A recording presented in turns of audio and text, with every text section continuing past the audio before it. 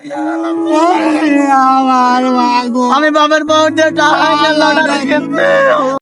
আমার মাগো 50,000 চাল লটারি কিনছি। ওরি আমার মাগো, 5 ভরি সোনায় আমার মাগো, আমার 5 ভরি সোনা আমার গাড়ি গেল।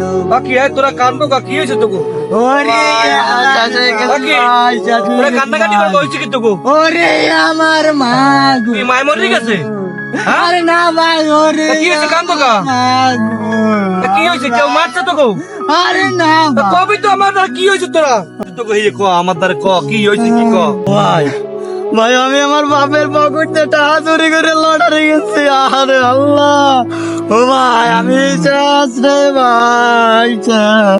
আরে ভাই আমি বউরে কইছি ছাগলটা দে, বেচতে আমি তোরে সোনা এনে দিব।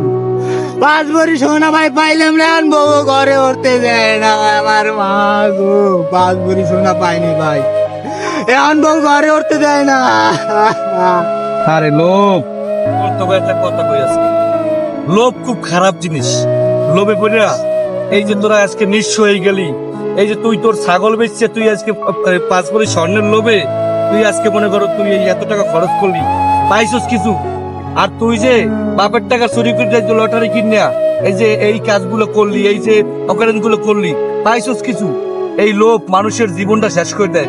গরিব মানুষের এত লোভ করতে নাই, কর্ম করিয়া পার্লের প্রতিষ্ঠিত হওয়ার চেষ্টা করো, ওই লোভে না। এই লটারির মতো এত এত ধোকাবাজি, এত এত 2 নম্বরই জিনিস এই জগতে কোথাও নাই। লক্ষ লক্ষ টাকা তোমাদের মতো গরিব মানুষের কাছ থেকে হাতেই ওরা নিয়ে যেতে আছে। আজকে এই জন্য তোমরা বলি, তোমার নিজেরাও এইসব পথ থেকে তোমরা সরে যাও এবং অন্যদেরকেও সাবধান করে দাও, এরকম লটারির মতো ধোকাবাজি কোনো কিছু যেন না করে। কথাটা বুঝাইছে?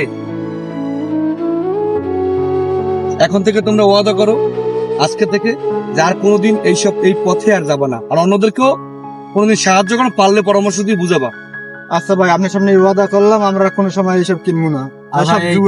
আজকে আমরা দুজনে ভাই কান ধরলাম ভাই, এই যে লটারি বলতে যত কুচক্র আছে ভাই, আমরা এই কোনো কিছুর ফাঁদে আর পড়বো না এবং কেউ পড়তে হইব না ভাই।